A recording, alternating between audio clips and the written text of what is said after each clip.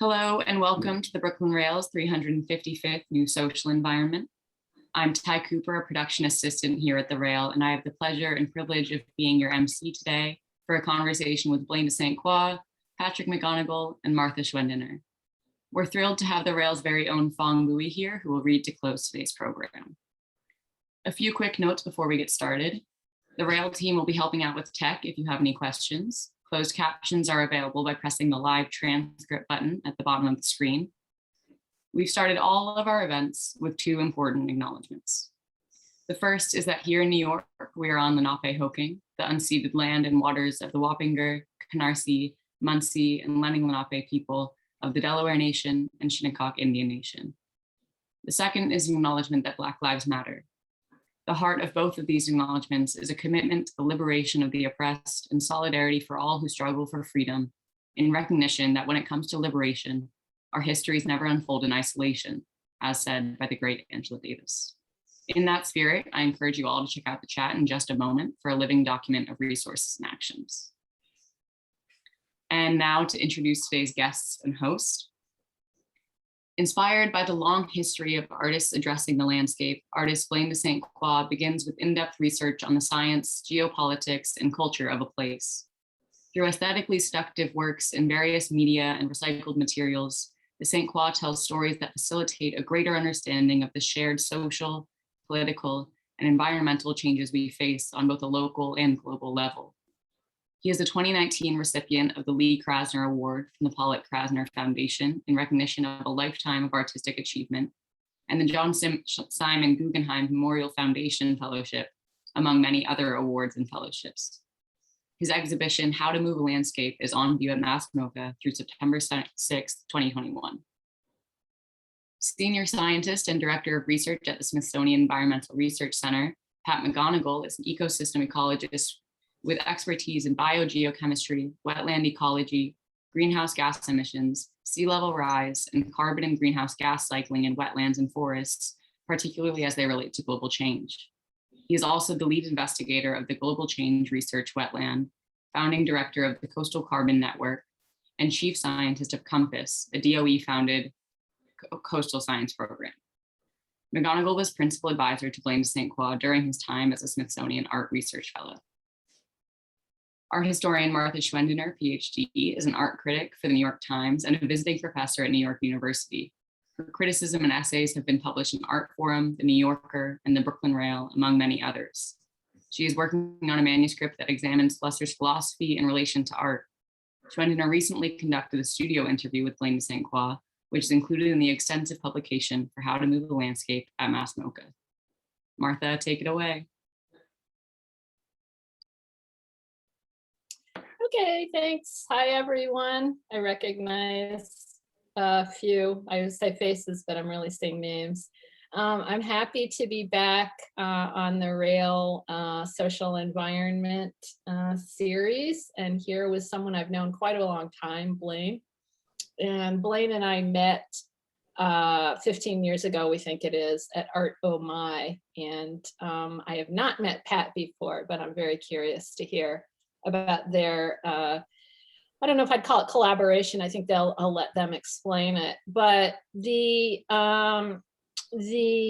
occasion, of course, on the art side is Blaine's exhibition at MASSMoCA, and we'll learn more about that. But also, I just asked, why did this one get moved up? Is it because we seem to be quite in the midst of extreme weather and global climate change crisis? And so those are some of the things that we will think about, talk about, hopefully converse today.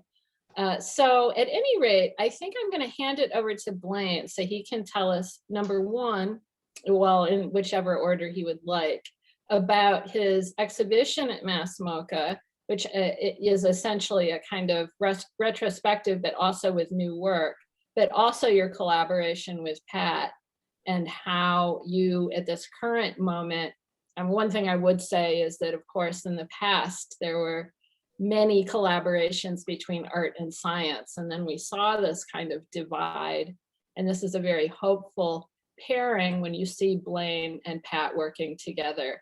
and dealing with all the kind of structures that we have, our institutional structures in the art world, but of course there are those in science as well. And so I'm curious to hear how those have been navigated and some of their forecasts for the future. So Blaine, do you want to take it away and either show us that interview video or talk about the MASSMoCA show? A lot of questions.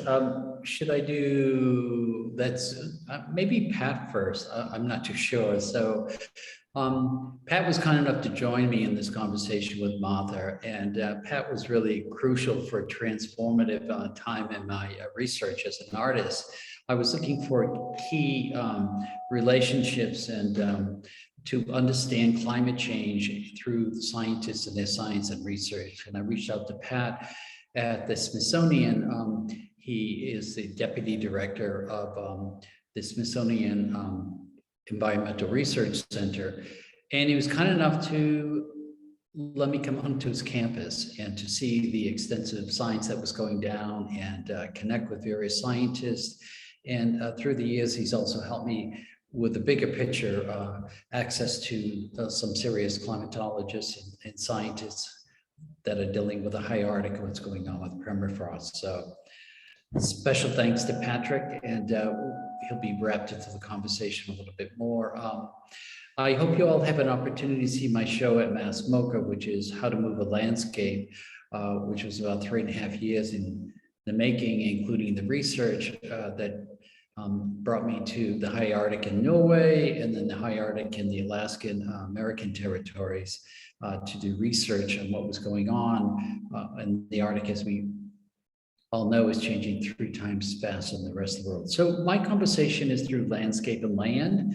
And I don't know if we should show some clips of the the video flyover, the drone. So the focus of this exhibition through the curator and the director, Denise Akonish, was to recreate these kind of hybrid landscapes, what I learned, what I saw through this narrative as storytelling. And so there's 6 new projects there that, again, I hope you all see before the show closes at Labor Day. And this is one called Hollow Grounds, and it's above and below, and it's me looking at what's happening to the permafrost, which makes about 18% of the world.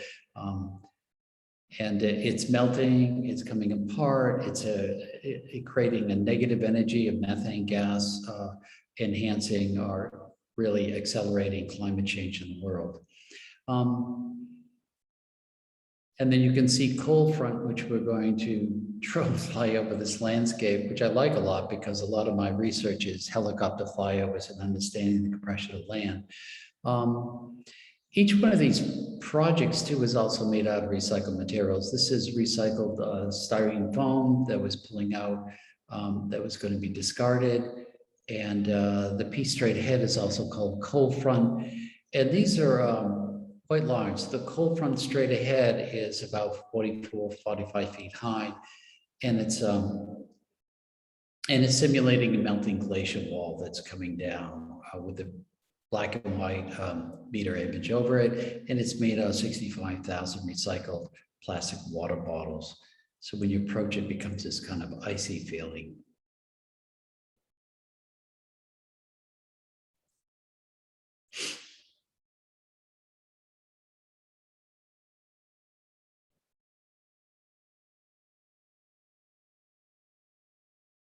And through this process of sharing these projects, we'll end up in the research room, which would be great because we can wrap Pat back into the conversation. But scale is important to me to bring the viewer in. It's not just the scale, it's the dynamics of these huge chunks of landscapes that I'm trying to compress down. Below and above is important. And this is actually a security guard. It's not me walking here. And we're walking under these pieces almost like a cathedral of sorts. On the left here is collapsing pillar. It's a fragmentation, as I see, of what's happening to the permafrost and the absurd and almost heroic attempt by humankind to hold this landscape together with these architectural elements. You get close to it, you can see reflections of ice ponds and trees coming apart. And all these are really set in a precarious way, risky, dangerous, kind of hazardous and stable for the viewer, because I'm trying to bring them emotionally into the conversation of what is happening to our planet and our Earth. And it'll pan to the piece on the right, which is called Alchemist Triptych. And this is made out of IKEA mattresses. It's important to me, the content that drives it is also the material. And this is the positive of pip mines, which are like birthday cakes into the ground that's pulled out and becomes an element of nature, like tornadoes spinning out of control. And the three metals here, copper, silver, and gold, are earlier alchemists thought they could make great wealth and power by mixing certain metals together. And the chains are almost like attempt to hold it together, these giant kind of puppets. And it continues through the floor. The museum is kind enough to let me drill through the floor here another 6 to 8 feet. So there's a connection to the earth as well as above and below. And we could speed up a little bit here. And this piece here takes me to Svalbard, the Norwegian territory, with archipelago of islands that are 60% glaciers that are coming apart with what's happening with climate change. And it's almost like a plane flyover to me. It's made out of cast paper from Duvernay. Again, I'm trying to compress land and have the viewer look at it differently to bring them into the conversation. And then we're going to pan to, I see as one of the most important rooms in the exhibition, which is, I call it the research room, which is really not, but kind of. And I asked over the 5-6 years plus, all the scientists that I had conversations with, that befriended me and helped me, to allow me to interview them. And so there's 14 of these major professional climatologists and climate scientists on the screen on the right here. But also in the case here, and Pat, you can talk a little bit about it when I pause here soon, is I asked certain scientists to give artifacts of things that represent their science. And Pat, for example, gave some serious soil samples. And this is the time of COVID, so we thought we'd have this vast media room, and we couldn't. And so these are compressed screens with spaced chairs. And so there's 4 screens rotating through these 14 scientists. There are international, Russian. On the bottom right is the leading lawyer under the EPA of the Obama administration. Craig over here is Australian. So it's a perspective that I'm looking for about what's happening with glaciers and wetlands and through climate change.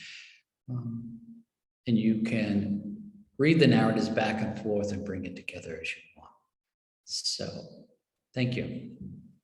Okay, thanks. I'm going to approach this, I am, of course, an art person. And so for me, the conversation with Blaine started all years ago, partly around, for instance, we were up at Art Omai, which is, up in the country, 9 miles above Hudson, New York, up in the rolling hills, and thinking about landscape. And for me, landscape is one of my favorite genres, not just because, it's pretty, but it's always had a huge politics around it. So you think about painters like Constable, Turner, Thomas Cole, all of these people painting these verdant landscapes at the same time. Like, the whole point is that you've got this framed picture, and then right outside the picture, everybody would know is that there's mines and all kinds of industrialization happening.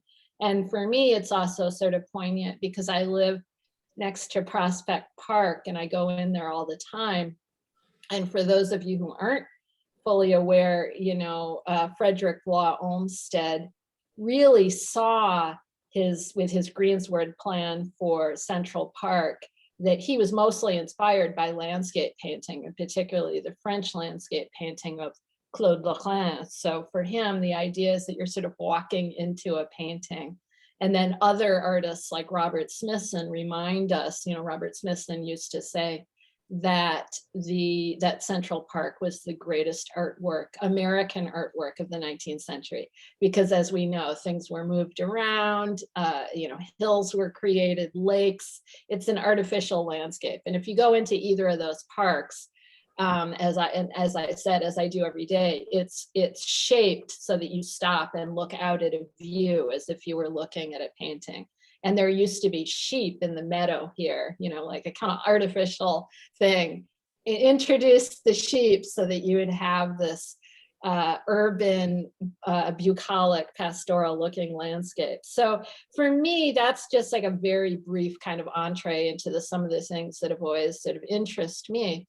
Now with Blaine, the switch that's happened over time is the fact that yes, he was a sculptor. Yes, he was interested in landscapes, border, particularly, and if you read the interview that we did for the MASSMoCA catalog, it has to do with conflict in landscapes. So for instance, borders, contested borders, the very opening of that interview, we're talking about when he was going to Northern Ireland or Ireland as a whole and going to artist residencies and the sort of complications, you think, oh, that sounds great. You're going to a residency in Ireland, and it opened up a whole bunch of other sort of the kind of social aspects, kind of social landscape. So my question, I guess, would be, how do you move into not just being a sculptor, but, as you would more describe it now, as a research artist? I mean, a lot of times we say that and people think this is a vague term, but it's actually not a vague term. And particularly as you move closer to other people doing research in other fields, that's really vital and important. So do you want to talk on that, or I can formulate another question? Like that. I could give a couple of quick thoughts. So what I discovered, I can't have the conversation without actually seeing or witnessing what is happening, even if it's almost an inaccessible landscape, which most of them are. And again, Pat is key, and these other scientists to open that door to let me get to the high Arctic and other places that are inaccessible to most people to witness what is going on. And if anything, I would say I see myself as a narrator, a storyteller of sorts. I don't want to really call myself a reporter to bring back this information of inaccessible landscapes for most people, and to kind of share that dialogue or story. And I have to go because every time I have when we do internet mining, you really can't reach the emotion, the contact, the culture, the people, and it flips the conversation when you're there. And even when I have these preconceived thoughts of what I want to create as an artist, it changes dramatically after the truth of being to a place and hearing witness from the people and the scientists. I want to touch on, before we move more into climate, which we'll bring Pat in, but just very briefly on the mining, because I know I don't know, maybe everybody knows the mining work, but it's a major strain in your work. And so I know that you went down to Kentucky and you met with people or West Virginia, sorry about that, who had been involved in the industry of that. And that, of course, it's very funny when I was studying, the way this all goes together, when you get a degree in art history, you have to pass German exams, because art history was originally a German discipline. And I remember the German teacher saying a lot of the language was formed from mining terms, in Germany. And I was like, you gotta be kidding me. And then of course, with mining and art history, if you study the history of photography, we have these geologic surveys. You know, people don't know there's all these great photos from the 1860s and 70s. It's about mining. You know, these were geologic surveys. So you've shifted a little bit from the geology, although I know that was a really important thing. And I just want to say, sort of art historically, you know, one of the words that was big in earth art in the 60s and 70s was entropy. You know, now we're moving into a kind of greater, you know, chapter and a greater, I don't know, more disturbing and profound. But what sort of caused this shift from the kind of mining and geologic into something that's more, I guess, climate? And you also sort of moved out to places like the Arctic. You know, artists say this all the time, but it's true. I see the linkages and the connections better than most people, maybe, or maybe they don't exist. I think they do. But, you know, mining was below the ground, and all this work, as you saw in MASSMoCA, is below the ground as well as above the ground, and that connection. And even when I'm creating these landscapes, border or otherwise, it's a relationship to the earth. They're fragments that are ripped out, and they're presented that way of sections of earth, and really not so much on the pedestals from my perspective. So, you know, I just think it's a growth process, and where we are with climate change is everything. It's what's coming is really vulnerable populations, social injustice, great droughts, great famine.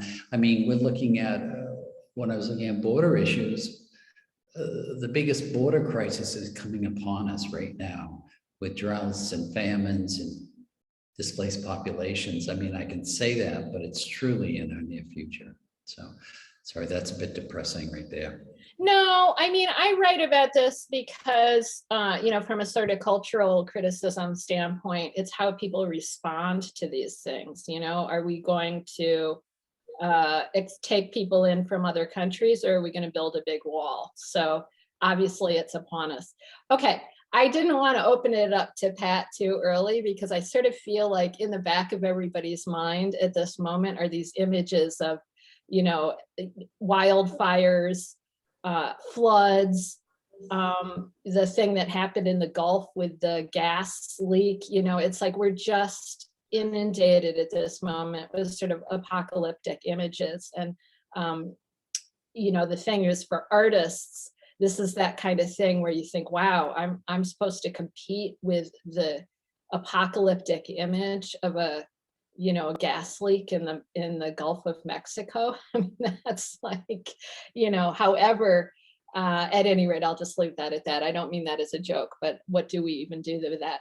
So I'm thinking maybe we can watch this video, and so we can start to see the connection between Blaine and Pat, and then let them essentially take over, and I can sort of step back.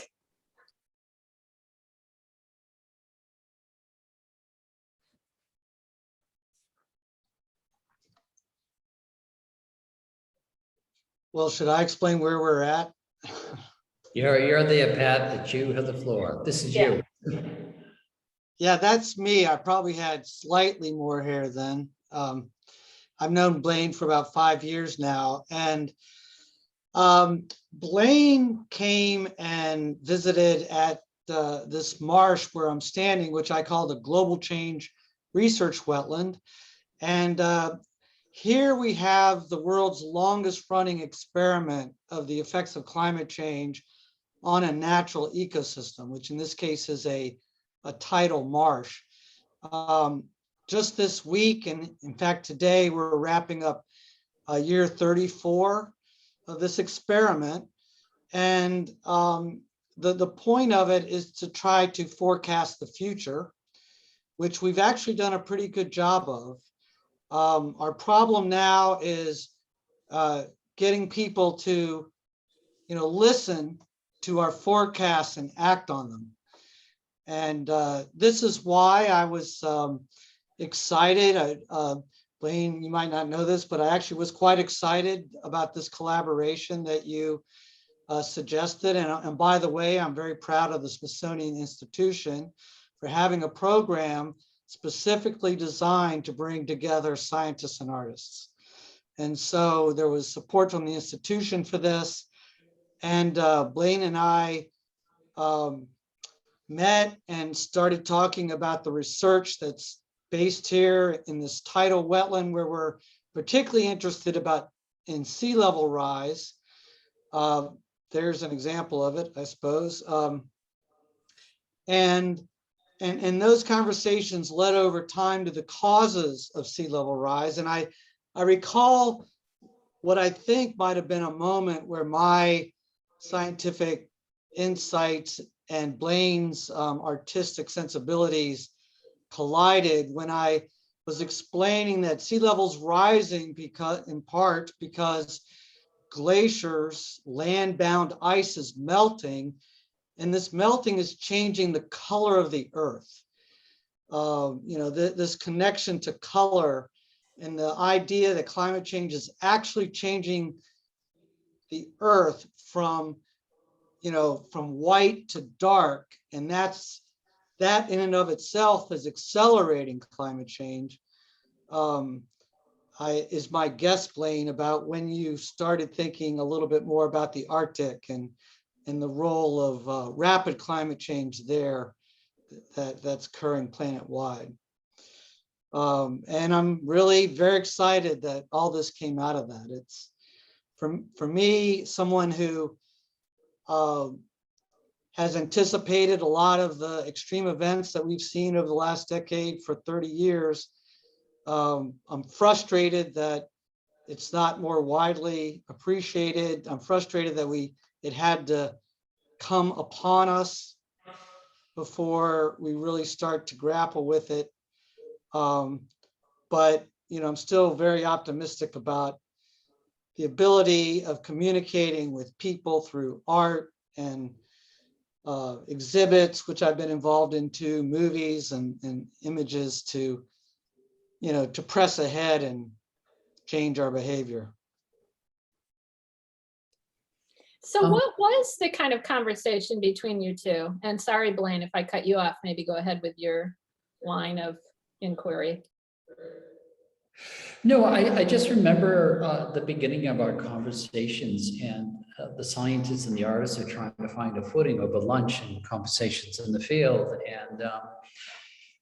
And I was profoundly shocked when I started describing my process and my work to Pat, and he was responding with aspects of land, including in Siberia, what was happening with the permafrost and the venting of gases and explosions with methane, and linking my work to that kind of conversation. And I was internally grateful. And then his description often about land and what was happening with climate was just laced with metaphors and symbols for me artistically. And it just started this great bonding in the conversation.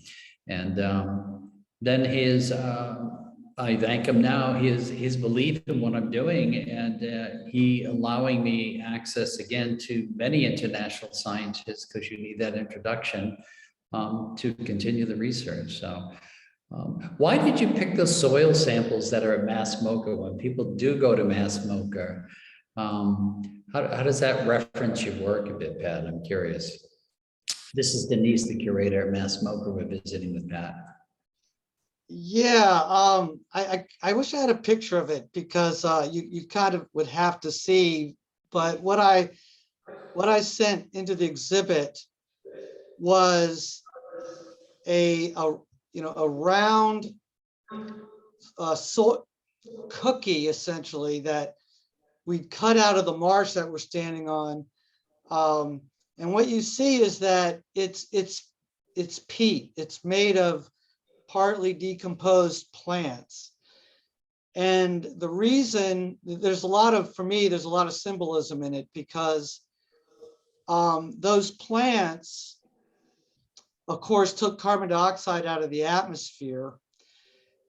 Because they were in a wetland, when they died, that carbon was stored in that soil instead of going back to the atmosphere as carbon dioxide. And so that's carbon that was sequestered out of the atmosphere by these wetlands, and it's been stored there for millennia, helping to stabilize climate. And by taking it out, it starts to decompose again. And that's one way in which people are adding to climate change. It's important to know that not all of the greenhouse gases in the atmosphere are from tailpipes. A good amount of it is from forest destruction, draining of wetlands, in which case the carbon in the soils goes back into the atmosphere. And again, you'd have to see it, but a couple subcores. I took this piece of soil out for an experiment, and I took some little cores out of it. And when you look at it, it looks like somebody's screaming. So just part of the symbolism of, the environmental, disturbances that are putting carbon dioxide and other greenhouse gases in the atmosphere, and my reaction to that. Can you explain to us your background? You did before we went live, but it was an interesting explanation of this image that you're sitting in front of or inside of. Well, yeah, so I'm at the Smithsonian Environmental Research Center, and we're part of the Smithsonian Institution. And if you know the Smithsonian, you know that we have extensive exhibits, many of them art exhibits, and also very robust science programs. And that's what I think gave rise to this program that Blaine and I participated in. Our particular center is wholly devoted to environmental science, and it's on the Chesapeake Bay, just a little below Annapolis. And so, my office right now is in the middle of a 3,000-acre piece of property where we make observations and conduct research on the connection between land and water. Of course, the water's rising in the Chesapeake Bay. The land here is sinking faster than almost any place in the world. And so sea level rise and its impacts are very real to us. It's hard to get through Annapolis at times now when the tides are high. New York understands these problems. And so, yeah, a lot of our work is basically devoted to trying to understand the science behind these changes and, provide it to people who can make good decisions about things like energy policy. Is that what you were wondering about, Martha?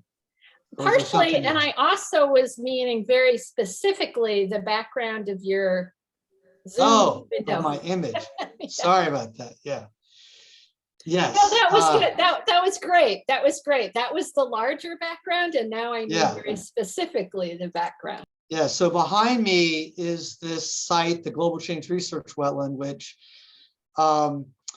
started 34 years ago with a colleague of mine, now retired, who understood that as CO2 in the atmosphere was rising, I mean, we were at that time just starting to become really aware of that because plants use CO2 for photosynthesis, this would affect the full green surface of the earth, 1/3 of the surface of the earth that's green. And that those plants theoretically should grow faster and actually help draw the CO2 back down. So he proposed, at that time, all the work that had been done in greenhouses. He proposed to do an experiment in the field in a real live place that had plants. And he submitted the proposal 5 times before the Department of Energy funded it. But since then, it's been running now for 34 years. As I said, it's the world's oldest climate change experiment, other than the big one that we're all involved in together. And, over time, this kind of foresight, his foresight has become increasingly important, as we start to grapple with the bigger repercussions of climate change, like this landscape that is being shown right now, which Blaine, maybe you can talk about a little bit, but it's a landscape where the permafrost is rapidly disappearing. Yeah, I'd like to just fast forward a little bit and correct me, but you shared with me, so I was trying to understand the importance of research that you do. So you're studying wetlands and the stress level and how much they can take. And what I didn't really understand, and you clarified that there's two things that protect all continents in the world, and that's coral reefs and wetlands. And when they're gone, nothing protects the continents from the ocean. And your science has understand what stress level the wetlands reach, and they're no longer able to come back. Yeah, that's exactly right. This site behind me has been right where it is for 4,000 years. We know that. The elevation of the Chesapeake Bay at that 4,000 years ago was 15 feet lower than it is now. So this marsh, just through the incredible biology there, the plants and the microorganisms and the sediments, has built itself up millimeter by millimeter over 4,000 years and stayed a wetland. And so what Blaine's talking about is that we know there's some limit to that, and as sea level rise accelerates, we will reach a tipping point where this marsh and others all worldwide flip from being this amazing wildlife habitat that protects coastal infrastructure and homes and so forth to being open water. And, you know, New York witnessed this with Superstorm Sandy, the impacts of these big storm surges, the tsunami several years ago now in Indonesia was another example of why, you know, maintaining these wetlands and keeping them in the landscape is not only good for wildlife, but good for people. Yeah. So could you, Ty, just let go the research images, let them flow through? So Pat led me to the Arctic to do extensive research and help me with the connection to the scientists up there. And what's happening up there to me has a direct relationship with what Pat's doing, because it's melting, it's accelerating. The methane gas that's going in the air, accelerating climate change. And so this is Burrow, Alaska, the highest point in America. And literally the coastline is melting away into the Arctic Ocean. And what's going on in the Arctic doesn't stay in the Arctic, to coin Craig Tweedy, one of the scientists up there. It's affecting us all. It's just happening there at a rapid rate, and it's coming our way. You could go through them a little bit. Ty, thanks. This is me with the indigenous population. Key tribal leaders, Herman and Ned, befriended me. Craig Tweedy, this is me on the Arctic Ocean. I would just let them go a little bit. Yep.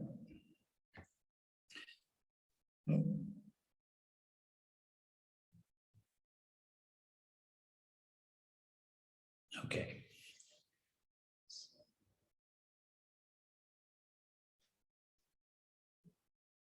This is a flyover of the Norwegian territory, which is mostly glaciers, and the American territory is mostly permafrost, even though there's a lot of permafrost up here. Yeah, I would just keep going. I don't know how to.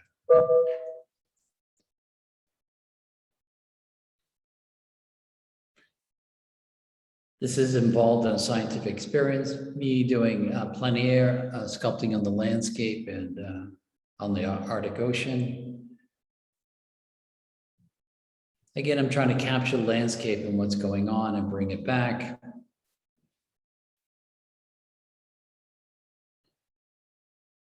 Okay, Martha, you have the floor. All right, I have a couple of things. One that's really been sticking in my mind that I kind of want to address to Pat, because when you said the earth is changing color, you know, you have more than a few artists here, and you know that color is absolutely central to our discourse in art. So maybe you can inspire a few people to pick up that thread in their work and make a couple more alliances with artists here. Can you speak a little bit more to that? Though I'm joking, but I'm not. It's serious, of course. So. Yeah, yeah. The part of the Earth that's warming most quickly is the Arctic, and the reason for this is that the Arctic, when it's covered with lots of ice, is reflecting sunlight directly back into outer space, so the greenhouse gases in the atmosphere don't capture that kind of light. The light comes in, gets reflected, fairly, unmolested, and it goes out the same way when it's reflected off a white surface. But in some of those images that Blaine showed you, you could see where there were areas that were white and areas where the ice had melted. And underneath the melted ice, you find dark soils, you find green plants, and these things absorb light. They're dark, they absorb light, and when they do, what they reflect back out is heat. So as these white areas turn dark, they start to accelerate climate change, because they now mean that more of the sunlight that enters the Earth gets converted to heat and further warms the planet. But there's other ways to think about color too. A lot of the West right now is being turned from green forest to black cinders. That's happening in the Amazon rainforest as well. That's turning from green to different shades of brown. The Amazon is so vast that it generates its own climate. And when you remove the forest, that in and of itself changes the climate of the Amazon. And what it means is that there's less rainfall there. And so the Amazon is turning from, green rainforest to brown, forest that's deciduous at certain times of year. It browns up. The color of the oceans is changing, particularly with other human activity like nutrient runoff that is changing the color of the water from blue to green. And as seagrasses die, that changes the color of the water as well. So, but then elevated CO2 in other places is actually making the Earth more green. So yeah, I can think of it as a color palette, and the colors are just like a kaleidoscope starting to change as we, impact the planetary systems. It's interesting in the high Arctic, all the scientists were talking about when they're up there in 2020 with the film crew, the permafrost is now turned into like a prairie of wildlife, and wildflowers are everywhere instead of an ice field. And the acceleration of the melt is terrifying. You could see those fragments from that image. They're like the size of 3-story houses falling into the earth. And the other thing we talked about, Pat, was now those parts of the earth are creating new estuaries, which is a new kind of phenomenon with the earth, isn't it? Yeah, areas that, were land or wetland are now becoming estuaries. Large areas, that are low lying, like the Indus Delta, are changing from, habitable land into ocean. That's related to the comment you made, Blaine, about the border problems that climate change is causing. I'm sure you've all heard the term climate refugees. That has become a real thing. And so, these color changes are related to structural changes, I guess you could say, too. Okay, I'm just going to shift a little bit here. I'm sort of interested in methodologies, and since we're having a larger conversation with a group of people, how artists can understand scientists and vice versa in terms of methods. I'll just sort of introduce this idea by saying just an anecdote. One time I was on vacation, actually in the Bahamas, really just thinking, I'm at the beach. I'm not thinking about these my problems, everybody else's problems. And there was a group of young people from Duke University. I guess they have a environmental program, master's environmental program or something like that. And we were sitting at breakfast and they said to me what people always say about art, which used to drive me crazy, but you just have to have an answer. They'd say, you know, what's great about art is you can just think whatever you want about it. And I said, no, you can't. That's not true.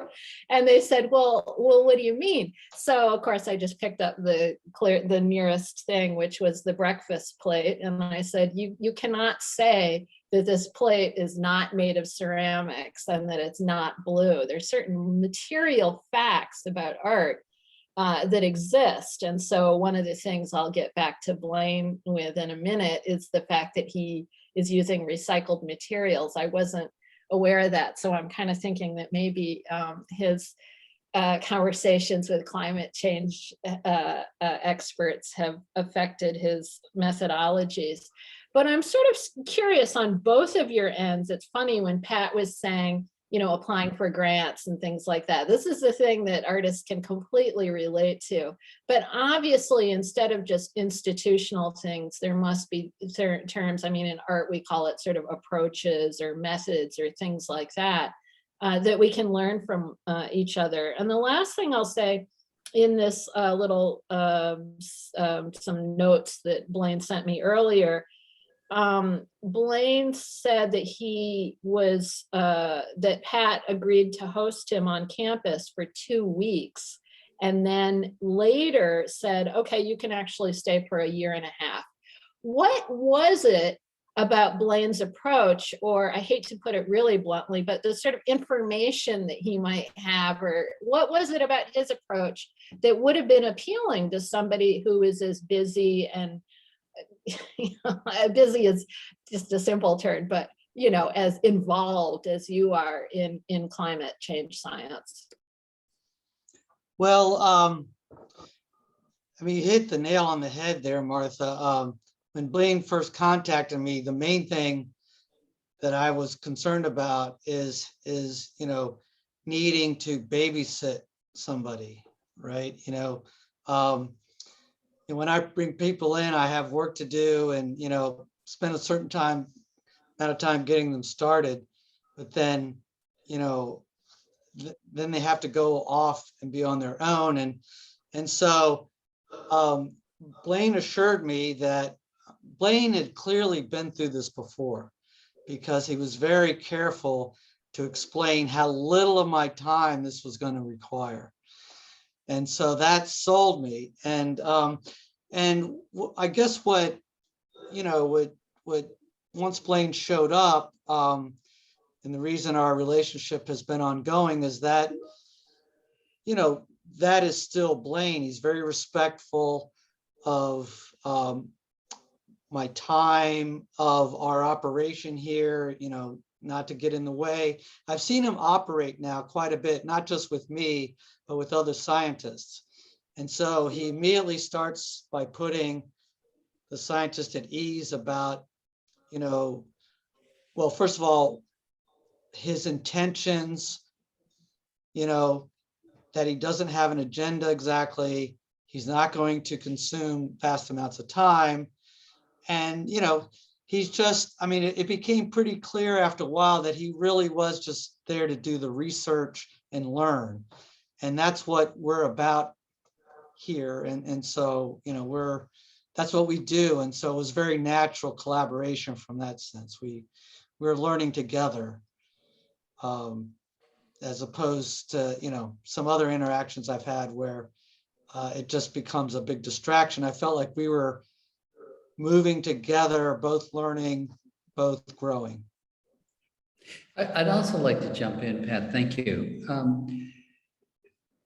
Recently, in the last few years, you were kind enough to be involved with a key player and potentially principal with an NSF grant, which was bringing together arts and science together to to discuss climate change and to better reach the public. So that was a big transition for you too. You guided us on that road for that large grant, and how we could meld those two together for the science community. So I want to say thank you. Yeah, well, I think that's an example of this growth. I mean, Martha, you asked earlier about Blaine's, sort of transition from artist to artist researcher. And I don't think Blaine ever really answered that directly. Since I've known Blaine, he was drawn here because of his interest in landscapes and climate change. But I think, in the 5 years, I've seen him become much more versatile, talking with scientists and interacting with them, to the point that he's now collaborating on major grant proposals with scientists to the National Science Foundation. And so, that's been part of the growth that I've been talking about. This is now, I think you've entered into, when you're applying to NSF, you've entered the research part of this. So you're definitely an artist researcher, I would say. So to go to the heart of the matter then, what can art bring to science and vice versa? Yeah, well, I believe I told this to Blaine at one point, but I think in some ways I was predisposed for collaboration like this because I have several artists in my family, who've made a living at it. So, and I have their work, so between that and an experience I had about a decade ago as curator of a soil exhibit in the Natural History Museum, in which I worked very closely with artists to try to communicate, what is a very difficult concept like soil and why should we care about it to the general public. So I had those under my belt, and what I know is that, and I actually kind of wrote about this a little bit in the exhibit book that you all wrote, is that I think most scientists appreciate a couple of things. One is that how closely aligned art and science are. Both art and science put you out, when it's good, you're out on the edge of something.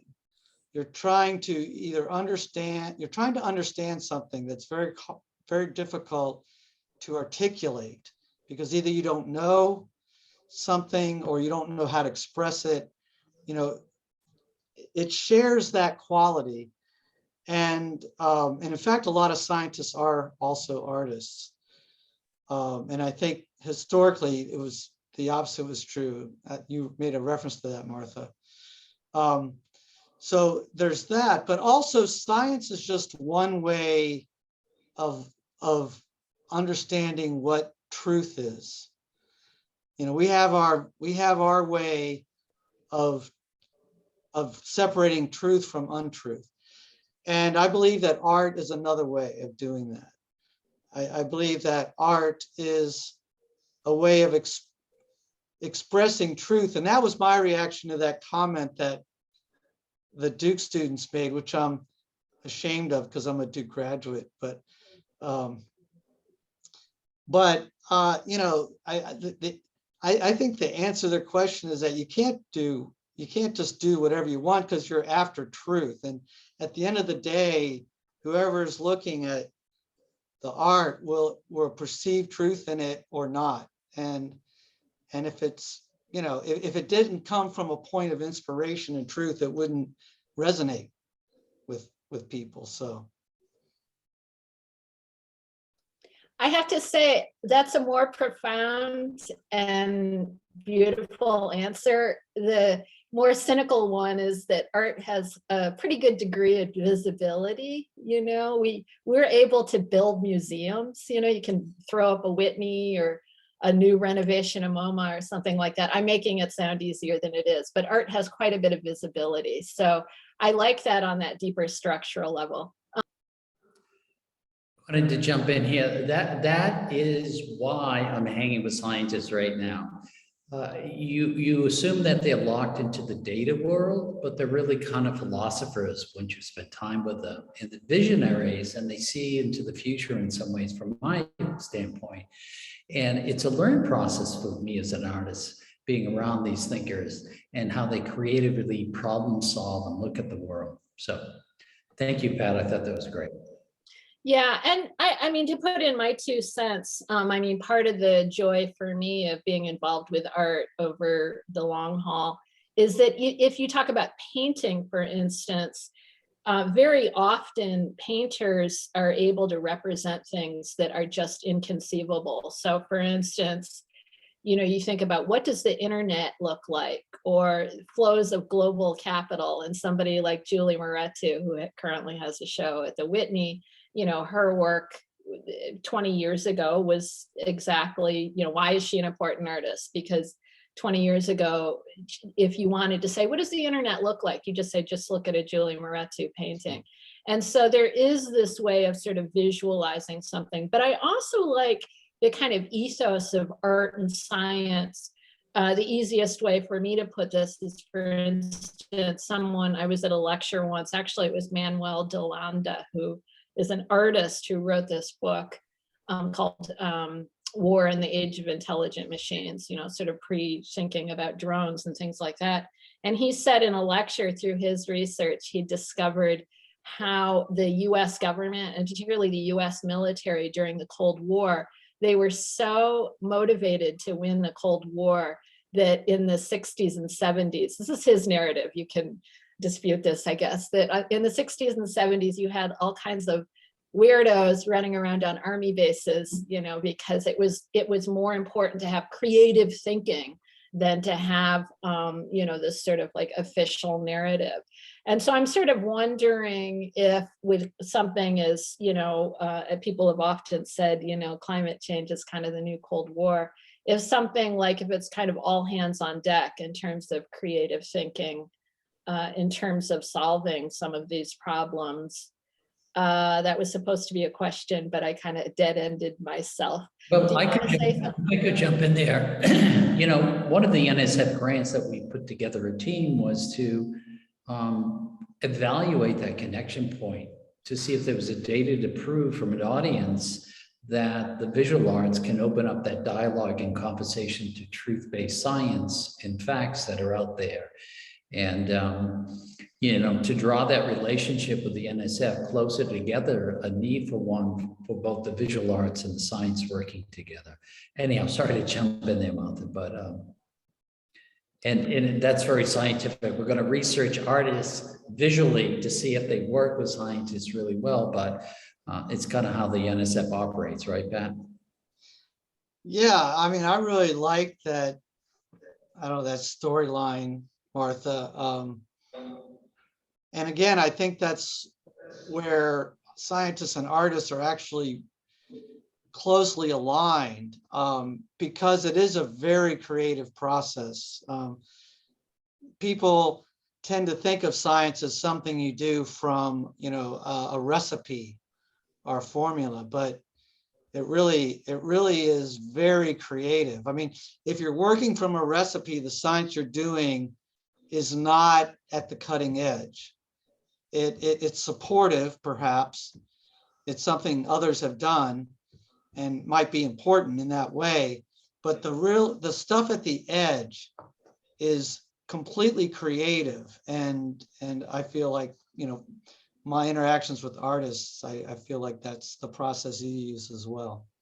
Can I ask you a personal professional question then? What's the craziest thing? Do you have things in your line of work that people are like, that guy is just crazy, that you can tell us about? Well, I mean, when you say the word crazy, the thing that jumps to mind is this whole field of science about geoengineering the climate. People have a lot of creative ideas about, putting aerosols in the atmosphere to reflect light, or building walls through the ocean to redirect the ocean currents and things like that, which scare the heck out of me. But I think some of the more fun, crazy thinking is work that's showing how, like, plants communicate with each other underground, and are like truly communicating through chemicals and essentially talking to one another. That's a little bit out there, but it's creative thinking, and there's some science to back it up. I want to go back to you and your research and some of the scientists in the Arctic. It feels just recently that people are paying attention to climate science. I mean, like some leading permafrost scientists, they were told by colleagues that their science was dead if they stayed on that track of permafrost research. And now it's explosive. And even you with the wetlands, people weren't really paying attention, putting heavy money into these kinds of science until recently. So you were really visionaries and ahead of your time and taking on these serious research. Yeah, I hadn't thought much about that, but when I was in graduate school, again at Duke, Martha, we were starting to build climate change was a hypothesis, and we were testing it as information. And so, a lot of what seems visionary then, was just being built on like creative ideas and hypotheses that, that flowed from the fact that CO2 in the atmosphere was rising. And so in that sense, it still doesn't seem visionary necessarily, other than the fact that we all envision that science could help us address this problem if we understood the truth of it. So we were, we tested it, and I think the science of climate change was really becoming pretty solid, 20 years ago. And so, for scientists like myself, it's fantastic that people are starting to wake up to it, but I mean, we've been woke up to it for 20 years, and so it's also a little frustrating that there's been so much resistance to taking the knowledge that we've had now for quite a while and acting on it. So I don't know, Blaine. I guess what I'm saying is that, I don't really feel like a visionary. I feel more like, Horton Hears a Who, where I'm screaming and finally something breaks through and people are hearing it. Yeah. Do you think arts have a strong role now to help give you a bigger voice? Yeah, and yes.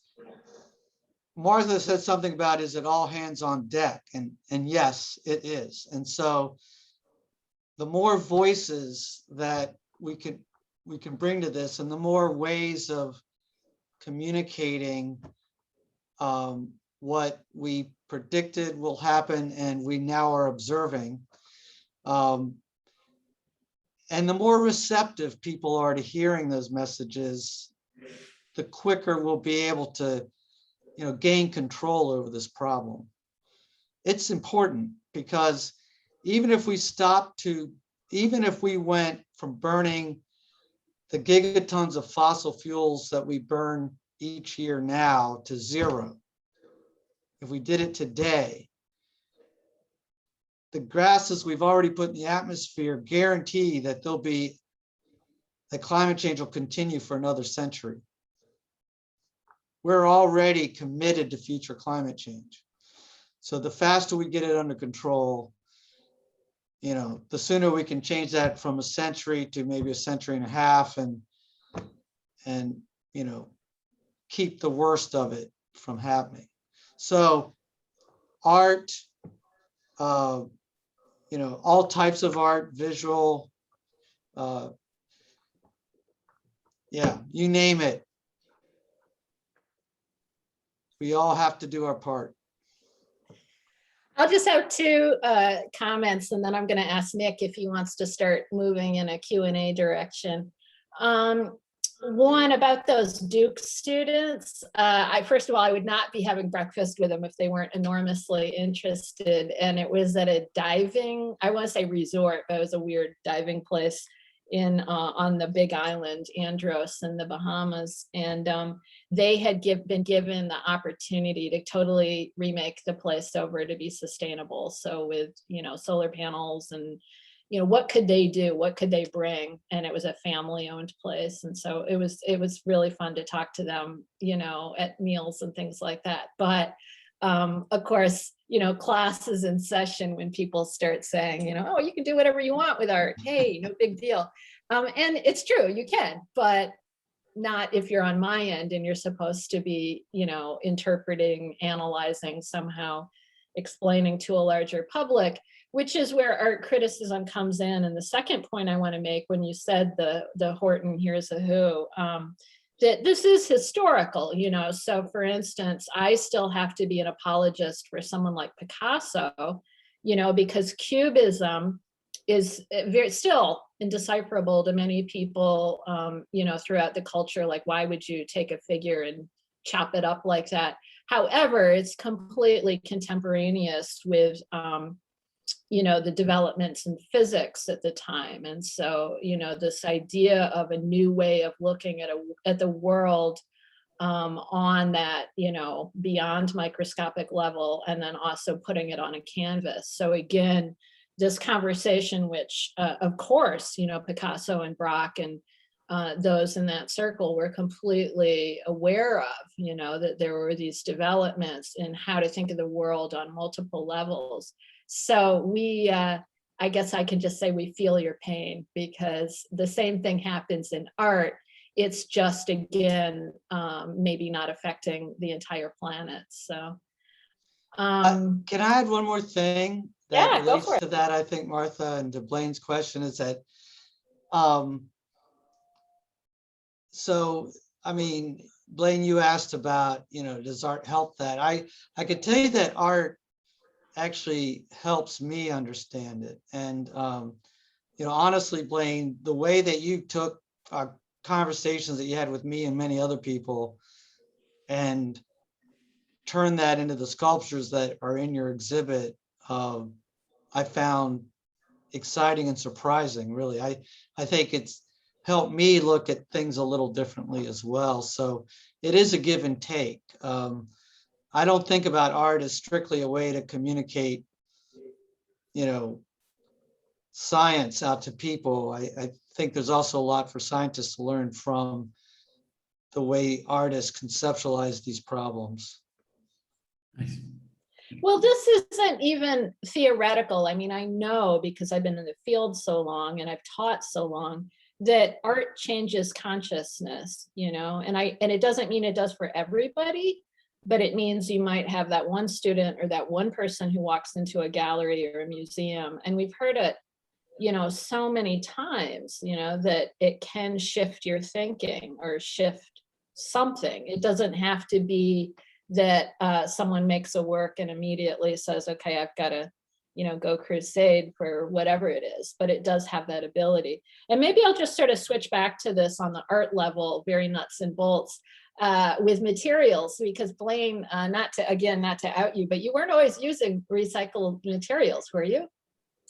I always use construction grade materials, not really bad ones, but I think all artists are facing up to the fact that, you know, we have to be much more sensitive. Like, this is styrene, which is really bad, but this is all recycled material that I got and stopped from going to a bad place, hopefully the dumpster. And part of what I'm doing, could you go to the cold front wall? The cold front wall, I can't control these, sorry.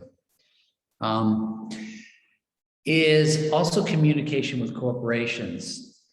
Thank you very much. So I reach out to companies that are dealing with recycled things and try to build them into the conversation. And again, just like the scientists, they think I'm crazy in the conversation. Like, this is a company in the Carolinas that actually takes plastic bottles, stops them from landfills, shreds them, and recycles them back into making plastic water bottles for water. And I asked them if I could work with them to take this material and make a sculpture, and they were just kind of horrified, interested, and then they agreed, and they sent me a super bag of basically flakes from 65,000 recycled water bottles. But I'm trying to show the public these kinds of connection points and their responsibility, but I'm not escaping from the aesthetic quality of the materials. I think it's, you know, it's beautiful, but it's also quite alarming what it is. So yeah, all these pieces, including, I think it's funny, but it's not funny that the Alchemist triptych, the tornado piece, is made out of recycled foam, again, from IKEA. Would appreciate me saying IKEA all the time, but IKEA mattresses. And I'm looking for the stuff to bring into the conversation. It's all part of it, and trying to reduce my impact. Then people say, well, what's going to happen with these sculptures? Actually, all of these are designed also to disassemble and to reconfigure into other pieces, or maybe interact and come together. So these are not going away. These are in storage, and I'll probably reuse them in a different kind of way, each one of these pieces. It's a really, really important conversation. And the two things that I would say about it, one is it's very interesting who are sometimes the leaders in this, and this is why it's great that you're doing it. For instance, African artists, you know, like Ellen Atsui and people like that, who go to whatever facilities they go to, whether it's a recycling facility or whether it's the local dump, and make their sculptures out of that. It's really inspired a lot of people, and it's become a sort of major strain in art making. The other thing that I would say that it's sort of, again, I always laughing about these things because what am I going to do? I could laugh or I could cry when I'm on these kind of environmental art panels, that people always want to say, well, you know, you teach in an art school. Aren't the art students really concerned about the environment? And they want to hear me say yes. Oh yeah, they're terribly concerned. But I would not say that. I would say that they are more interested in giving the 3D printer a run for its money. And I see a lot of waste and a lot of not so great stuff, which kind of reminds us that, you know, if you're talking about young people, it has to be sort of institutionally established, you know. So for instance, I don't want to say specific art schools, but there is an art school in town that was, I don't know, whatever you call it, fined, sanctioned, whatever it was, by the DEP, you know, and did have to change what was going on in the painting studios. But it does get down to that level. We say micro, but if it's several hundred art students, it's not a micro level. Yeah. So anyway, that's just something about materials. Any more on materials? Yeah, I just want to jump in that, you know, part of the process is not just getting the recycled material. I think it's communication, finding another collaboration, and might be a bad word, with these corporations that are doing it. And once you wrap into the conversation what you're doing and what they're doing, like this company that recycles plastic water bottles, they're thrilled and they're curious of what's going on. Even in another piece I did, Dead Ice, people ask how I make it, and the whole ice sculpture on one side of it is I reached out to a company that recycles plastic and makes the foam when you buy a Dell or a Mac computer that it's wrapped in. And I called them and I said, I want to use this material. And they stepped forward and they sent me a shipment of it. And I like that kind of, you know, building structure to a sculpture that has a bigger content. Anyhow. Yeah, no, it's really, really important. And that's something that I think, you know, do you put it in your wall labels or, you know, but it is important to communicate and convey, because what I am saying is not that art should not exist. You know, sometimes people take it out to the other end. Artists shouldn't make objects. And then an artist said to me, well, what does that mean? The only objects put into the world are by Nike or something, like the sneaker industry is, obviously a lot of objects. So it's thinking about the materials and thinking about exactly what you're describing. How do you obtain your materials? What do you want to do, Nick? Is that Nick? Passing to Ty, I think now would be great for questions. Yeah, we can definitely transition into questions. We've got quite a few good ones. We're going to go first to a question from G.E. Schwartz. G.E., you can unmute now. Thank you. My question is, I've been reading Lucretius a lot lately during the lockdown for a lot of reasons, especially the last few chapters.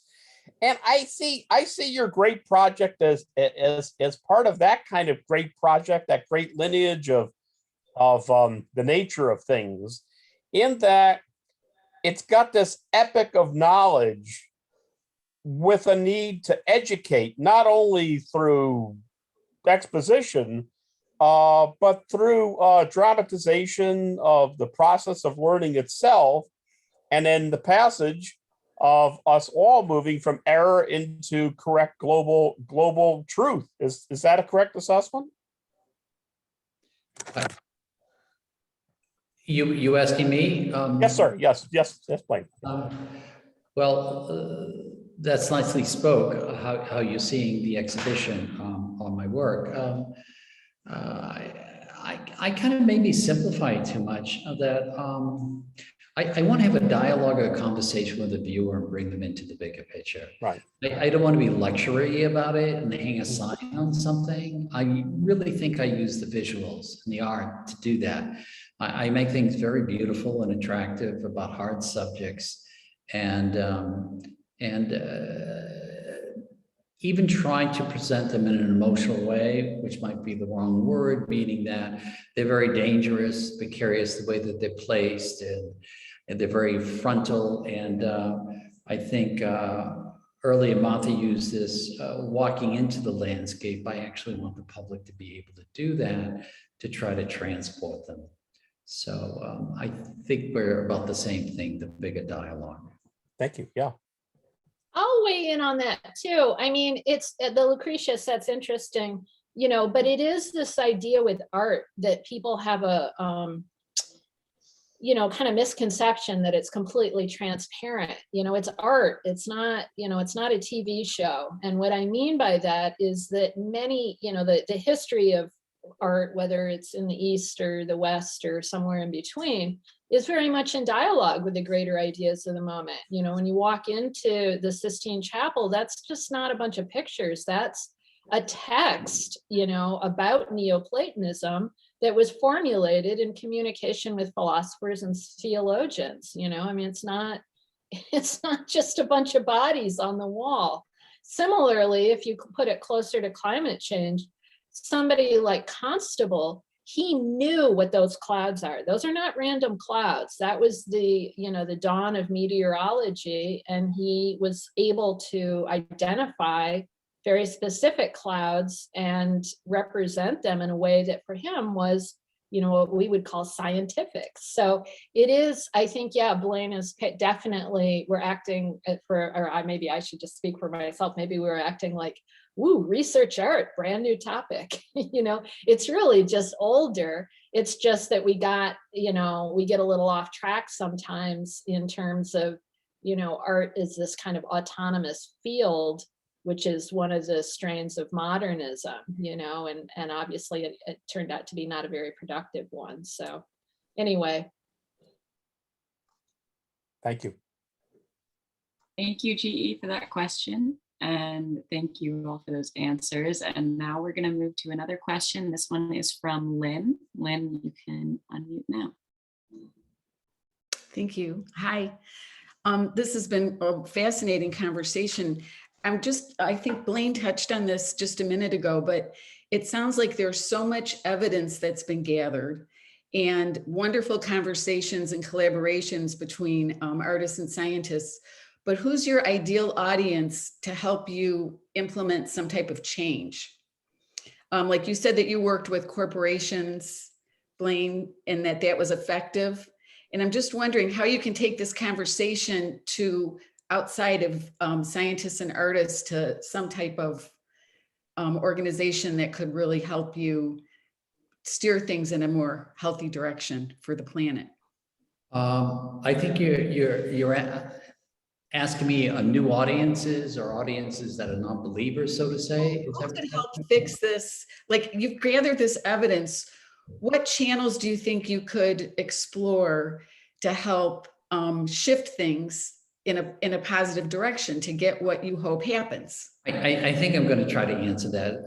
Part of what the curator and the director of MASSMoCA and I were trying to do, and the scientists, was reach a new audience. And for example, some of the works intentionally, like Moving Landscape, the train piece, deals with memory and that kind of a connection to our past. And because there's a discovery and research that people that don't believe in climate change and conservatives don't like contemporary. They like history. They like going backwards. And I'm trying to lace those conversations together as an artist to bring them into the conversation in a better way. Like this piece here, and it's a toy train, and it actually works in the conversation. I mean, I had, I forget the name, online magazine, the ultra conservative one, that came to see this exhibition, and they wrote an extensive article just saying how they loved the show, but they didn't believe in what I was talking about with climate change. And I think that's a positive transition because it puts them in a position of defending it and outing the conversation that they're trying to have. And there's a conversation now with some of the scientists and other institutions I'm working with to try to travel this to natural history museums, non-venues in the arts, to try to reach a broader audience. I will say that from an artist standpoint, I was really kind of shocked in the beginning how social media is driving this MASSMoCA exhibition. I mean, I was told that it's gathered more social media than any other exhibition at MASSMoCA. And some artists would shy away from that Instagram or Facebook thing, but I think those connection points are exciting, important. Even if the conversation morphs into a different thing, I think more people can bring into this, the bigger and better. That's my stance right now. So I'm trying to reach out to new audiences, new connection points, and sometimes it's not so often comfortable for me as an artist. So I hope I answered that then. Comment on that, because obviously I have a comment on everything. No, but from the art critical standpoint, your question falls under efficacy. So for instance, in the old days, you know, with art criticism, you'd say thumbs up, thumbs down, something's good, something's strong, it's relevant. But with social practice, or whatever you want to call it, that's what it's being called right now. A lot of social practice art, the most important idea is efficacy, meaning what does it change? Who does it affect? What kind of policies might you change?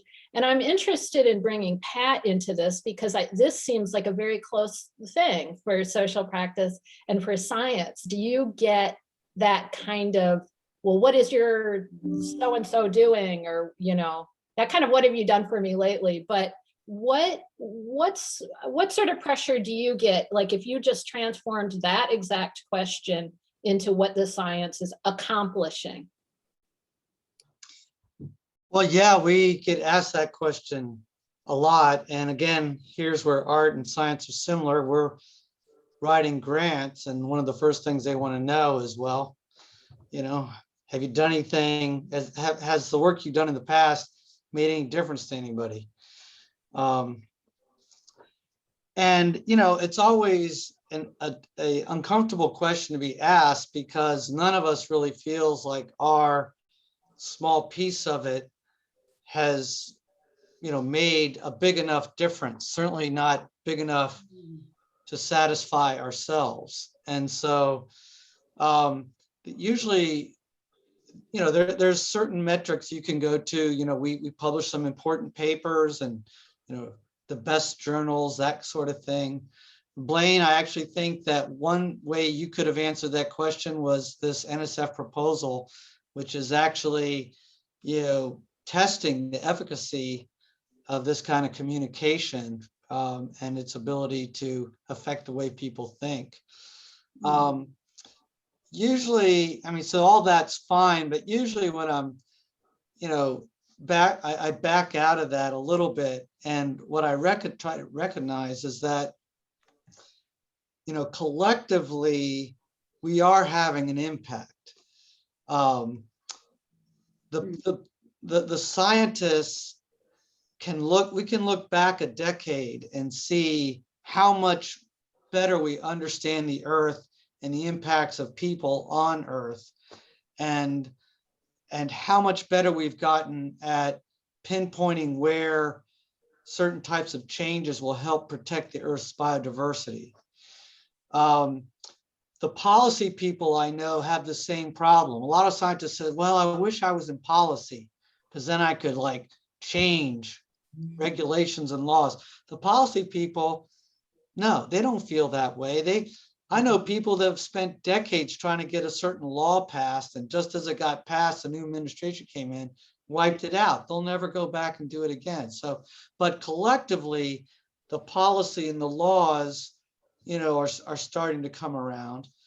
I think the work of artists, it's clear to me that this issue is one that the art world, writ broadly, understands and is communicating and is helping advance the conversation. My wife is a teacher, she's doing it on her end. So anyway, I think that we all are collectively having an impact, and it really takes us all, each one of us doing what we do best. I'm not going to be a policy maker because that's not what I do best. I'm not going to be a sculptor because we got, people like Blaine who do it way better than me. So, but collectively, I think we are having an impact, particularly on this youngest generation, who I believe is beginning to not care about the politics of climate change. They just want to do something about it. I'd like to compliment that in some ways. That was well spoken, Pat. One thing that I'm doing that I never did before as an artist is I'm touring politicians in my exhibition. United States senators, people running for governorships, and they actually contacted me through their handlers to have this tour of my exhibition because it's about a current issue in climate change, and they're looking for connections, but I'm also looking to them because they're policymakers, and to bring them in, starting into the conversation to affect the change. So these crossovers all the time I'm talking about, not just corporations, politicians, policymakers, scientists, are all important. It's not so central. It's like Pat keeps saying, all of us, and how we move it forward. Thank you. Thank you, Lynn, for that question. That was really, really enlightening. Thank you all for speaking on that. And now we're going to go to a question from Claire. Claire, I'm going to ask you to unmute. Hello. I'm in my studio, so I hope you can hear me. But hi, Blaine. I love your show.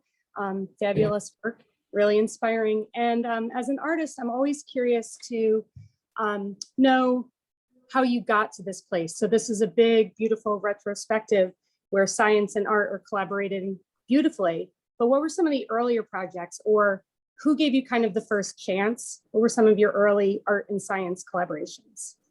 Thank you. Thank you. I feel like saying back to Pat here, he was one of the transformative people to me, honestly. I mean, I internet and contacted and cold called a lot of people, but professional friendships are key to opening many doors. And Pat didn't share, but he took a lot of courage to make calls to the Many organizations for me to open the door that my conversation could be bigger, my connection points could be bigger, and one thing led to another, because people on his status and his level, want to feel comfortable that I'm bringing forward a neutral conversation and not an aggressive one, and it's one of sharing. So I think it really started with Patrick some years ago, and it was transformative. And it's, again, it's one connection point to another, and it was a growth process for me personally as an artist that was important. And it was really driven by the scientist. And I was often really amazed by the conversations that we're having. And I get back to the fact that I look at them more as visionaries and philosophers, and Pat says that's not the case, but to me it is. Pat referred to the fact that, they're really delving into the creative process. They're on the edge of science, and they're trying to look into the future, which is difficult to do and to project. And they're also bringing conversations forward, like the visual artists, that are hard for people to accept and put you at odds with society. So I hope that answered it somewhat. Thank you, and thank you, Claire, for asking that question. Now we are going to go to a question from my coworker, Nick. Nick, are you ready? Oh, same button, same time. I just want to thank you all. Today's conversation has been really brilliant and incredible. So thank you, Blaine, Pat. My question is actually for Martha. I think Martha, I don't know if it was like put there today specifically, but I find it like a kind of a funny, like it's been said a few times, funny but not funny symbol that you have a map of Venice behind you, which is another area, completely threatened by climate change. My question for you, Martha, and I hope it's not too broad, but you mentioned entropy earlier, and entropy, of course, comes up when we talk about environmental art and inevitably connects back to Smithson and land art. I'm curious, not just in Blaine's work, but sort of as an art historian, how you relate to the term entropy, not just sort of from that historical standpoint from way back at land art, but sort of right now in the face of climate crisis, and kind of curious maybe like how you frame it to students now. I hope that's not too broad. No.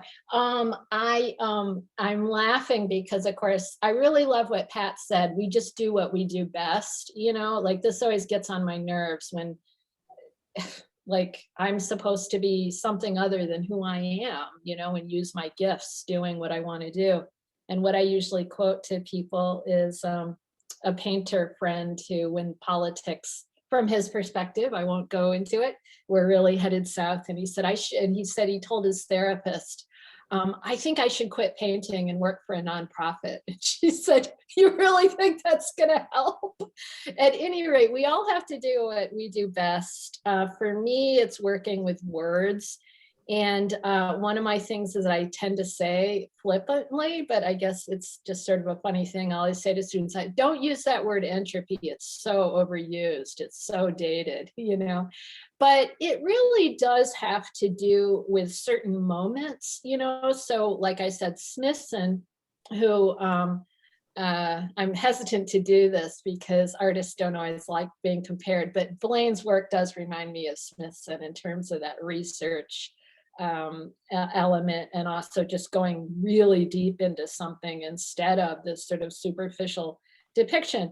It was a favorite word of his, and of course he was dealing with, particularly the Northeast at a moment in the 60s and 70s, when the Hudson was dead. There was nothing, or to my knowledge, very little living in the Hudson River, and dealing with what we think of these like post-industrial landscapes. And his approach was different, when you show, like again, Pat just said about this younger generation, you show 18 or 19-year-olds of Smithson with like glue pour or asphalt pour or something like that. They have very different ideas about how to treat the land, how to treat the environment, how to go about making art that engages either the landscape or the environment. And so I think the idea of entropy is a little bit, it's kind of, it's not something that sits well, you know, maybe negentropy, how do you say it? Negentropy, I can never say that word, but you know, that things can progress instead of decay. And a lot of the really young activists, whether it's Greta and all these other really young people, have that sense of urgency that like, there's just not time to sit around and look at and talk about decay or be romantic about it. So for instance, you know, one of my favorite painting cycles is the Thomas Cole Course of Empire, you know, which has been so influential, and you know, Ed Ruscha remade it. And for those of you who've never seen it live, you can go to the New York Historical Society and see this 5 painting cycle from the 19th century that shows the decay of civilization. But of course, they just couldn't have imagined what we are encountering. You know, I'm assuming they couldn't have imagined, or they think of it in terms of science fiction. So that's just the other thing I would say. One of the things, again, when I think entropy, I think of the person who really took that word, which is Robert Smithson, is that he was always talking about science fiction. And so we're talking about art, we're talking about science, but then there's this realm of science fiction where things seem apocalyptic and beyond imagination, but that science fiction has also been very generative in thinking about something like reversing entropy, you know, which is like, well, that's physically impossible. It's like, well, we're kind of going to have to do it. So that's why, thank God, we have people like Pat to save us, hopefully. Thank you so much. Thanks, Nick, and thank you, Martha. I now have been harboring a question, and then we'll go to final remarks. But I was really interested in what, I hope this applies to all of you, I think, what was being said about how the melting of the glaciers and everything is actually changing the color of the earth. And I was thinking a lot about recently how moving forward, art that claims to be realist or you know, unassociated with any sort of political agenda or something that would want to be up the middle in any way, will have to start reckoning with climate change in a sort of real way, whether that be, you know, the color of something that they're painting, or thinking about films and whether or not they choose to include masks and things like that. And I'm wondering what the three of you see happening there.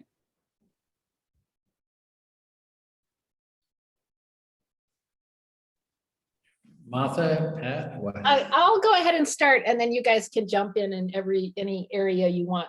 Okay, in art, we know, since there's so many artists here, you probably, whoever portion of you out there went to art school, you take color theory, right? And you read things like Joseph Albers, you know, Interaction of Color, and you think about color as relational. But color theory, of course, is undergoing a huge thing thanks to things like critical race theory, you know, so that you have artists like Tamashi Jackson who are saying at the same moment that Albers was teaching this idea of color and color does that, you also had race theory, and that she points out that the questions around color are actually very similar to what was going on in the 50s and 60s with race. So, and Fred Moten has written about this beautifully, the color black, you know. So for me, when I hear color, it's not just, hey, color theory. I know that, again, like many things in all of our lives, that's kind of like under reconstruction. So I think when I hear it in relation to climate change, I thought, wow, I haven't heard about this. I do know that, for instance, when you talk about black, you know, because in art, we're talking about the range of colors, and then we'll talk about black and white. And I know my last, you know, maybe this has changed over time, but I know the blackest black at one point was invented by a scientist at Princeton who had created this black to absorb light for solar panels, you know. So this conversation about color is being affected by science all the time. You know, even for instance, the color violet, you know, which was Queen Victoria's favorite color, that came up in the 19th century because of chemistry. You know, that's a fake color. So it's always in transition, and it would be very interesting to keep learning more about this in relation to both what Blaine thinks and also in the climate science. You know, Pat, it was a couple of years ago, we had that conversation of, he showed the black and white of the planet and the transition, which did motivate me to the Arctic. But I want to cut to the quick. I get in trouble saying this, but me personally as an artist, I think that we are the tellers of what's happening now in our lives, people, the cultures, you know, and it's up to artists to interpret how they want to render it and share it. But I just think all of us should be having that kind of conversation in a big way. And the last thing I'll share, because I'm often kind of depressing guy to talk to, I've been shared, is hanging with the scientists. You know, one scientist, Julie Greta, a well-known climate scientist, she said, you know, people think it's outside the United States, but it's here. Like you take a state like Louisiana, not in the very far future, what are you going to do with 10 million displaced people that are underwater and no longer have housing? I mean, we think this is like some other country, or it's in the high Arctic, it's here. And, you know, a week ago, there was a re-release of the MIT scientists that published an article in 1972 projecting what was going to happen with climate change.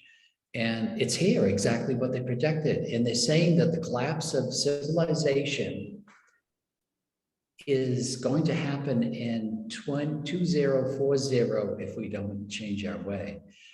And whether they're right or wrong, the point is how close these things are to our lives that we don't realize and ignore. Anyhow, sorry, I went off track there a little bit. Well, I'll say one more thing about color locally, and then Pat should have his say. But, you know, we always joke in New York about the chemical sunsets from New Jersey, like, oh, we have such beautiful sunsets if you look over at New Jersey. But then just within the last week, those of you who are in New York know we had this beautiful red sun, very, you know, unnaturally crazy, but sort of beautiful. And it turned out that it was from the wildfires in the Pacific, well, not just the Pacific Northwest, but at any rate, so yeah, in terms of color, this becomes this, in the same way that Blaine was saying, somebody might look at those plastic bottles and be like, oh, those are so beautiful, and then you find out what it is.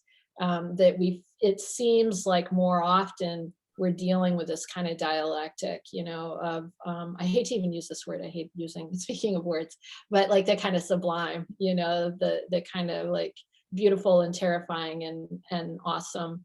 But we, you know, now it's this kind of climate sublime, you know, rather than just something that's disinterested. But you're also talking about documenting the now, what's happening with those colors out there and the real moment. Pat, what do you think? Well, yeah, I mean, that's the perfect segue into my, you know, perspective on color. And, you know, Martha, you mentioned how important color is to science. And actually, that's been true at the Smithsonian from when we were first founded. For those of you who know us, our symbol is a sun. And that's because some of the first science that was done here in the 1800s was to develop an instrument that could separate sunlight into its different wavelengths of color and measure them independently. And color for scientists like me is one of our primary tools for understanding the planet. The satellites that we design and put up orbiting the Earth, most of them are designed to measure color in some way at different wavelengths. And from that, there's a vast amount we can tell about the surface of the Earth. We can tell what plants are there, how fast they're growing, how healthy they are, what's in the water, how clean it is. And when we do that over time, which is what we do, in fact, we just flew a drone over that marsh behind me yesterday to measure its color. Over time, we can tell how things change. So, color is a very powerful way of understanding life on this planet. Life changes the color of the planet. There's no planet that looks anything like this. And, if you were to, Carl Sagan once did this thought experiment where he flew a probe through the universe, measuring the color of the planets. And, when that probe gets to Earth, something's different. This is not what most planets look like. And it's because of the effect of life on color.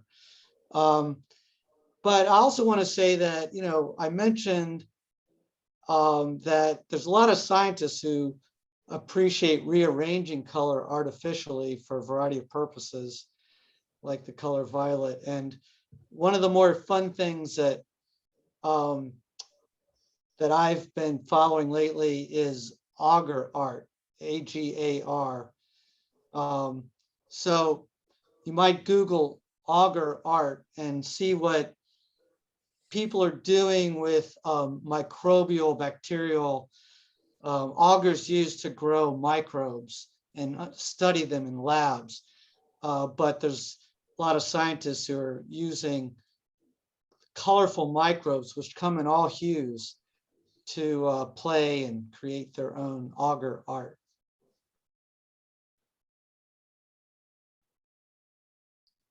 Thank you all so much. I'm kind of losing my mind over here about all of these things and thinking about, when we're talking about like the satellites, thinking about how those change the way we think about a starry sky, and thinking about the color of the universe and that weird beige, and yeah, just excited.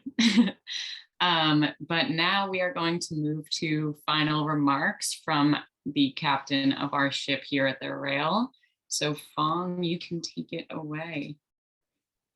Thank you so much, Ty. Thank you so much, Blaine. Martha, Pat, this is so terrific.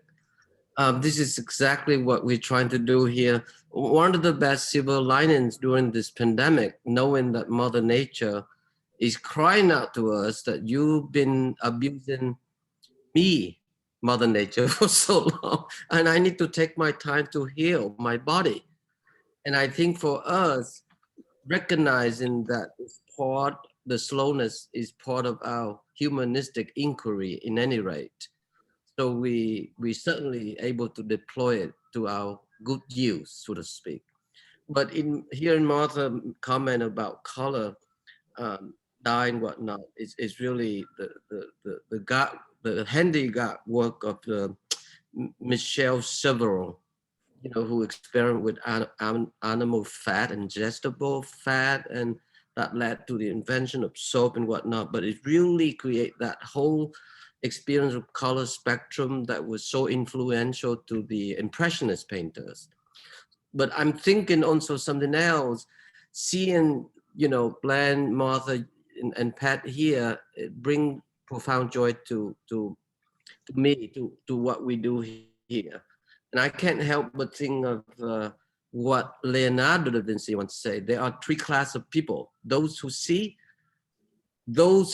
when they are shown, and those who do not see, in general. So I think the task of the artists, the scientists, that we are coming together, Martha being the amazing cultural critic, and all of us here in this screen, the democratic screen here, is really to combine all of that together, to elucidate, to share the third, those who don't see. Because even scientists, most of the time, Pat, looking at the graphic of the graphic analysis, what you do, it's a disaster. It's so unattractive. So even need artists to support you on that front, But whatever it is, we are working together with such urgency And I think that's so important. So thank you so much for all of that. And I like to read a beautiful segment of a longer poem. Many of you might know David Hinton, one of our greatest translators of Chinese, classic Chinese poetry and philosophy. And his last book called Hunger Mountain comprised of his series of walk to this mountain near his home in Vermont, which offer everything based on his insight, as much as the origin of consciousness and the cosmos, from geology, spiritual ecology to Chinese landscape painting and so on. It reminds me of how Cézanne himself was so repelled. Even the painting site where he was near Saint Victor, there was soap factory building up, and he hated, technology anyway. It just reminds me so much of that. And this recent book of David is called Desert, published by Shambhala Books a few years ago. So I'm just going to read you a segment, the first segment. It begins. Morning light comes, I gaze into planetary shadow beeps at blindness. And morning light gradually comes, elemental forms too, desert, mountain, sky.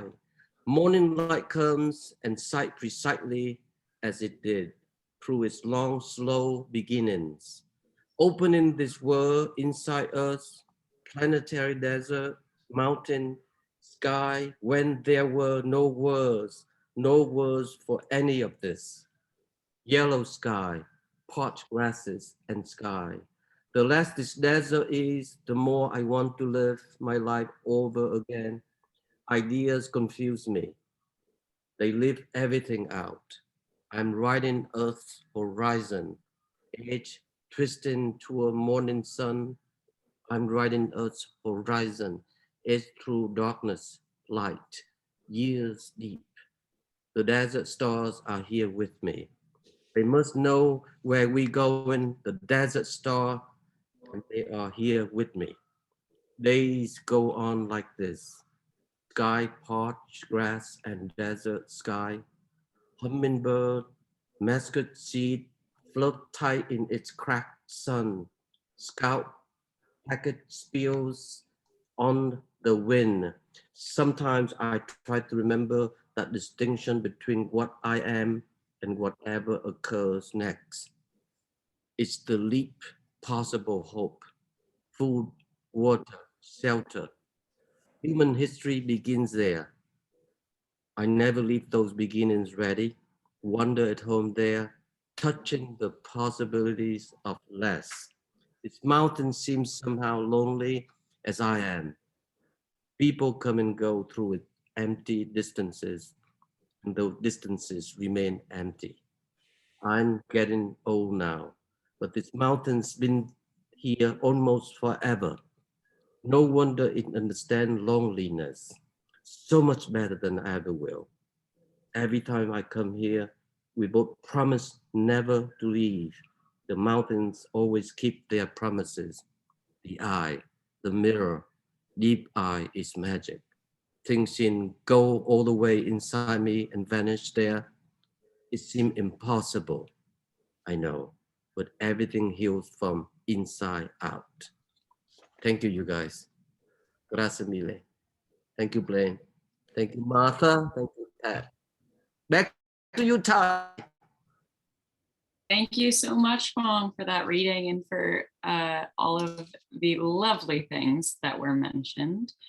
And thank you again, Blaine and Martha and Pat. This has been really such an amazing conversation. And thank you all who tuned in today and for your questions. You can join us tomorrow at 1 p.m. again for our 46th Radical Poetry reading curated by Tariq Dobbs. And you can now all turn on your microphones and say goodbye as we leave. Thank you, everybody. This was a great experience for me. Thank you so much. Thanks, Blaine. Thanks, Pat. Thanks, Martha. Blaine. Thanks, Much. Phong. Yeah. Beautiful, beautiful presentation, thought-provoking, very moving. Thank you, all three of you and everyone. Really wonderful. Thank you so much.